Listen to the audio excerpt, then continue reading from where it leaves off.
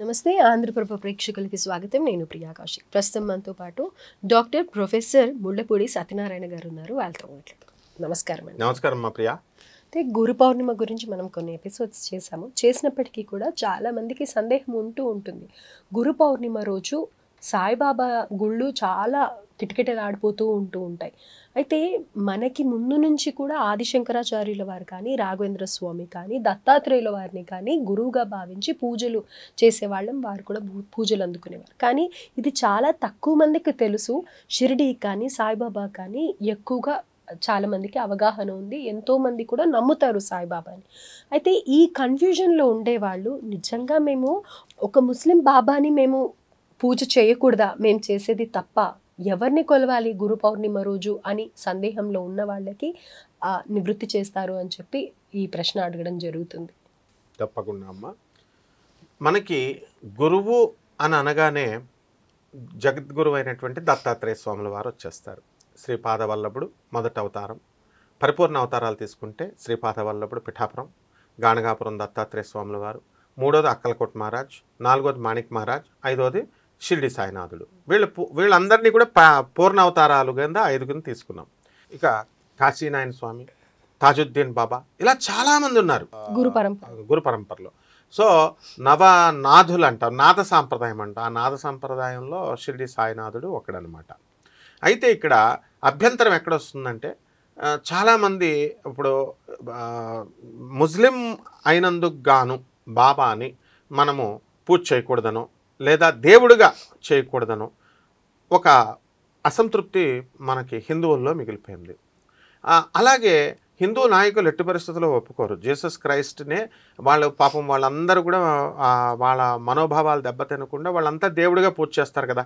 మనం వెళ్ళి జీసస్ అసలు పుట్టలేదు, జీసస్ క్రిస్టియన్ కాబట్టి నో అంటే వాళ్ళ మనోభావాలు దెబ్బతింటాయి అంతే తప్ప.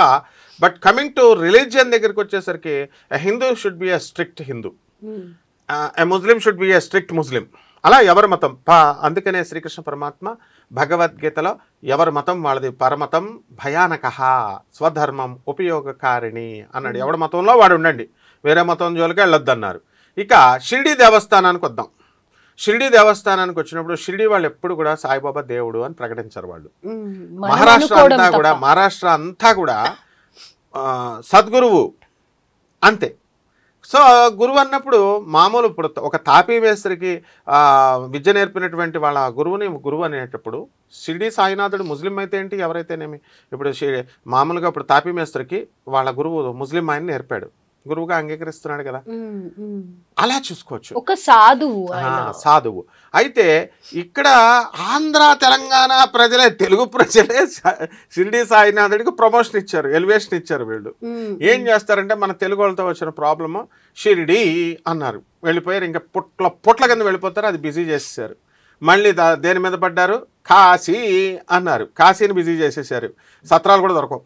గౌహటి, కామాఖ్య, అరుణాచలం, చార్ధామం.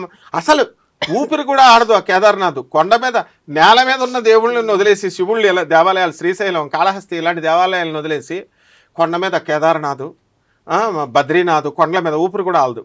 ఇంకా డెవలప్మెంట్ అయిపోయింది. ఇప్పుడు ఏకంగా కైలాసం, ఇంకా ఆల్టిట్యూడ్ ఎక్కువని కైలాసం వెళ్ళిపోతున్నారు వీళ్ళంతా. సో ఇటువంటి సాంప్రదాయంలో అమాయకుడైనటువంటి షిరిడి సాయినాథుడు పాపం తాను ముస్లిమో తెలియదు, ఎవరు చూడలేదు, హిందువో ఎవరు చూడలేదు, ఏ దేవుడు ఎవరు మనం చరిత్ర చూడలేదు. అంటే అప్పటి నుంచి చరిత్ర చెప్పడమే తప్ప మనం చూడడం లేదు. ఆ పుస్తకాన్ని ఆధారం మహల్సాపతి వీళ్ళందరి తాత్య వీళ్ళందరి మనం వినడమే తప్ప. కాబట్టి సద్గురువుగా వాళ్ళు దేవస్థానాలు చేస్తున్నారు. కానీ ఆంధ్రాలో, తెలంగాణలో కొత్తగా కట్టేటటువంటి దేవాలయాలు కావాలని హైప్ ఇచ్చి షిరిడి సాయినాథుడిని భగవంతుడిగా ప్రచారం చేసినాయి. అక్కడి నుంచి వచ్చింది ప్రాబ్లం ఇది. అందుకని అప్పుడు ఆటోమేటిక్గా వీళ్ళ కలెక్షన్ బాగుంటుంది, ఎండోమెంట్స్ డిపార్ట్మెంట్ ఎంటర్ అవ్వడానికి లేదు. ఏంటంటే మామూలు దేవాలయాలు, రాముడు కృష్ణుడు ఇలాంటి దేవాలయాలకైతే ఎంటర్ అయిపోతారు. ఈ షిరిడి సాయినాథుడి మఠాలలోకి వచ్చేవి రావు. అందువలన వాళ్ళ కలెక్షన్ బాగుందని షిరిడి సాయినాథుడిని పెట్టేసి దేవుడిని చేసేసారు. పాపం మహారాష్ట్ర వాళ్ళు, కర్ణాటక వాళ్ళు అలా చేయలేదు. కాబట్టి షిరిడి సాయినాథుడికి అసలు సంబంధం లేదు. కాబట్టి ఆయన ఎప్పటికీ సద్గురువే, తప్పులేదు. అయితే ఎక్కడ అభ్యంతరాలు వచ్చినాయంటే మన విష్ణుమూర్తిని, మన రాముడిని, మన ఆంజనేయ స్వామిని, మన శివలింగాన్ని పక్కన పెట్టి ఆయన పాదుకులను పెట్టేసరికి మండిపోయింది జనంకి. అందువల్ల ఇదేమిటి, సాక్షాత్ శివుడిని పక్కన ఇంకో చోట వాళ్ళు పెట్టొచ్చు కదా. ఈ బుద్ధి లేని గాడిదలు, దేవాలయాలు కట్టిన గాడిదలు చేసిన పనికి పాపం షిరిడి సాయినాథుడిని అంటున్నారు. వీళ్ళు బిజినెస్ బాగుంటుంది కదా అని ఒకే ప్లాట్ఫామ్ మీద పెడుతున్నారు. అలా పెడితే వాళ్ళు ఏమైనా వాదనలు ఉన్నాయా? పని వాదించరు. మీడియాకు వచ్చి రావచ్చు కదా, చెప్పచ్చు కదా. పెద్ద పెద్ద ఉద్యమాలు జరిగిపోతున్నాయి, పెద్ద పెద్ద కొట్లాటలు జరిగిపోతున్నాయి. ఒక స్వామీజీ అయితే దీనికోసం షిరిడి సాయినాథుడిని కోసం 2 సంవత్సరాలు పారిపోయాడు, దేశాలు వదిలేసాడు. నా ఫ్రెండే, మా స్వామి, పెద్ద గురువు అతను. మరి ఈ రకంగా మన స్వామీజీలు అందరూ కూడా ఈ షిరిడి సాయినాథుడి మీద అమాయకుడైనటువంటి, అసలే సన్నంగా ఉంటాడు షిరిడి సాయినాథుడు. స్వాతంత్ర సమరయోధంలో ఉన్నాడు. తర్వాత మనకి మాణిక్ నగర్ని కలిశాడు షిరిడి సాయినాథుడు, మాణిక్ మహారాజుని. మరి వీళ్ళంతా కలుసుకున్నారు. మరి ఎందుకు పాపం బాబా నానాల? కాబట్టి ఇక్కడ పాయింట్ ఏంటంటే, ఇప్పుడు గౌరీ పౌర్ణమి రోజున మహారాష్ట్ర వాళ్ళు వెళ్తారు. మనకి ఇక్కడ పిఠాపురం ఉంది కదా, ప్రతి సాయినాథుడి గుడిలో కూడా దత్తాత్రేయుల వారి గుడి ఉంది కదా.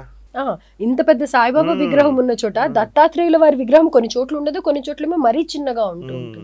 దత్తాత్రేయ స్వాముల వారు జగద్గురు అమ్మ, ఆయన నుంచి పుట్టినటువంటి వాడు షిరిడి సాయినాథుడు. కాబట్టి గురుదేవుడైనటువంటి దత్తాత్రేయులను పెద్దది పెట్టి షిరిడి సాయి విగ్రహాలు చిన్నవి పెట్టాలి. అలాగే షిరిడి దర్శించుకోవచ్చు, గురు పౌర్ణమికి వెళ్ళొద్దని ఎవరు చెప్పరు. రాఘవేంద్ర స్వామి గుడికి వెళ్ళొచ్చు, దత్తాత్రేయ స్వాముల వారి గుళ్ళకి వెళ్ళొచ్చు. మరి మాణిక్ నగర్, మాణిక్ మహారాజ్ ఖాళీగా ఉంటుంది కోట, ఎక్కడ మాణిక్ నగర్ హుమ్నాబాద్ దగ్గర గానగాపురం వెళ్ళే దారిలో. మరి ఇన్ని దేవాలయాలు ఉండగా అందరూ షిరిడి మీదే పడుతున్నారు. మరి షిరిడి దేవస్థానం కూడా మంచి మంచి కలెక్షన్స్ తీసుకుని మంచి మంచి పనులు చేస్తుంది, భోజనాలు బాగా పెడుతుంది, లాకర్లు ఇస్తుంది, డెవలప్మెంట్ బాగుంది. కానీ ఇక్కడ తెలియజెప్పేది ఏంటంటే, ఓవరాల్ గా సాయిబాబాని కొలిచే వాళ్ళు కొలవచ్చు, కానీ దేవుడు కాదు, ఒక సాధువు, మంచి పనులు చేశారు, అలా అని దూషించక్కర్లేదు. పూజించకూడదా అంటే ఎవరి మనోభావాలు వాళ్ళవి, అంతే. సాయిబాబా భక్తులు బాధపడాల్సిన అవసరం లేదు. కారణం ఏంటంటే, రాముణ్ణి కూడా మనిషి అంటున్నారు, కృష్ణుని కూడా మనిషి అంటున్నారు. మనం మనిషే దేవుడు, దేవుడే మనిషి.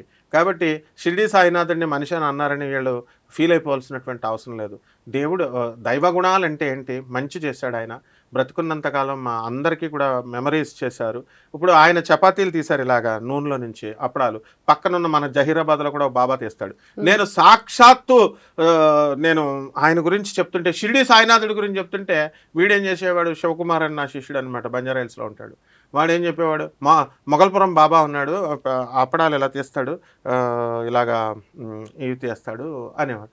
నేను జగద్గురు గురించి చెప్తుంటే, ఈ చిన్న గురువు గురించి చెప్తావేంటారా బాబు నువ్వు అన్న. పోనీ ఏమైనా ఆ బాబా వల్ల ఏమన్నా నేర్చుకొని పోనీ వీళ్ళంతా ఇంప్లిమెంట్ అయ్యారా? ఇప్పుడు షిరిడి సాయినాథుడు అందరూ కూడా ఐడియాలజీ ఉంది సేవ చేసుకోమని. మనం బాబా ముస్లిమ్మా ఇవ్వా అని కొట్టుకోవాల్సిన అవసరం లేదు. బాబా ఎప్పుడు చెప్పినా మంచిగా చెప్పారు. మరి ఆ మంచి పనులన్నీ చేయాలా, పేదవాళ్ళకి సేవలు చేయాలా, చదువులు చదివించాలా, వాటర్ సప్లై చేయాలా, అన్నీ బ్రహ్మాండంగా మంచి మానవులు యూనివర్సల్ బ్రదర్హుడ్తో బతకమన్నాడు, పీస్తో, ఈర్ష్య అసూయలు వద్దన్నాడు. సాక్షాత్తు షిరిడి సాయినాథుడే చెప్పాడు. ఏమని, నన్ను ముస్లిం అన్నా పర్లేదు, నన్ను హిందూ అన్నా పర్లేదు, నన్ను ఇద్దరుగా కలిసానన్నా పర్లేదు, నన్ను తిట్టినా పర్లేదు, నన్ను గురువు అన్నా పర్లేదు, గురువు అనకపోయినా పర్లేదు, దేవుడన్నా సబ్కా మాలిక్ అన్నాడు. అందువలన మీరు నన్ను పూజించినా పర్లేదు, పూజించకపోయినా పర్లేదు అన్నాడు. కాబట్టి ఎంత శ్రద్ధ, సబూరి, శ్రద్ధ ఉండాలన్నాడు. ఎవరిని పూజ చేస్తే వాళ్ళ మీద సబూరి, శ్రద్ధ, పేషెన్స్ ఉండాలన్నారు. ఈ 2 లక్షణాలను నేర్చుకుంటే ఆయన తిట్టిన వాళ్ళకి భక్తులు ఫాలోవర్స్కి ఎందుకు కోపం రావాలా? బాబా ఐడియాలజీ ఫాలో అయ్యే వాళ్ళకి కోపం రాదు. బాబాని గురువు అన్నా యాక్సెప్ట్ చేయాలి, గురువు కాదన్నా యాక్సెప్ట్ చేయాలా. ఆయన గురువు కాదన్నంత మాత్రాన్ని గురువు కాకుండా పోతాడు, ఆయన సద్గురువు అని తెలుసు. అందువలన బాబా ఉండగా మనకి శ్రీరాముడి గుళ్ళు ఉన్నాయి, శ్రీకృష్ణుడి గుళ్ళు ఉన్నాయి, జగద్గురువు శ్రీకృష్ణుడు, దత్తాత్రేయ స్వాముల వారు మనకి జగద్గురువులు, శ్రీపాద వల్లభుల గుళ్ళు ఉన్నాయి, రాఘవేంద్ర స్వామి గుళ్ళు ఉన్నాయి. చక్కగా ఈ గుళ్ళన్నీ వెళ్ళి దర్శనాలు చేసుకోండి గురు పౌర్ణమి రోజున. ఇక ఈ గుళ్ళన్నీ బిజీ అయిపోయి మనకి దర్శనాలకి కిటకిటలు ఆడుతుంటే అప్పుడు వెళ్ళండి బాబా గుళ్ళకి. బాబా అంతేగాని ఇప్పుడు 1 గంటకే ఇప్పుడు అసలు షిరిడి లేకంగా రాత్రి 12 గంటల నుంచే లైన్ ఉంటుందమ్మా. నేను వెళ్ళాను రాత్రి 12 గంటల నుంచే లైన్, పొడుగు లైన్లు. ఇప్పుడు కాదు, 20 years బ్యాక్ సంగతి చెప్తున్నా. అందువల్ల అంత కష్టాలు ఎందుకు, మనకి ఎక్కడికక్కడ గుళ్ళు ఉన్నాయి. శ్రీపాద వల్లభుడు, దత్తాత్రేయ స్వాముల వారు, ఆంజనేయ స్వామి వారు కూడా గురువుగారే, రాముడు, కృష్ణుడు, ఇన్ని దేవాలయాలు ఉన్నాయి. దర్జాగా అందరూ కూడా గురుస్వరూపం, అంతా గురుస్వరూపమే. వీళ్ళందరినీ మనం గురువులుగా మనం వినాయకుడు తల్లి కంటే గొప్పవాడు, తల్లే పూజ చేసింది గురువు ఆయన. వీళ్ళ దేవాలయాలకు వెళ్ళి దర్శనం చేసుకుంటే సరిపోతుందమ్మా. అలాగే అండి, అద్భుతమైన విషయం తెలియజేశారు. ఎవరైతే నిజంగా సందేహంలో ఉన్నారో వాళ్ళకి ఆ సందేహం నివృత్తి కూడా అయింది అని అనుకుంటాను. ధన్యవాదాలు. ధన్యవాదాలు.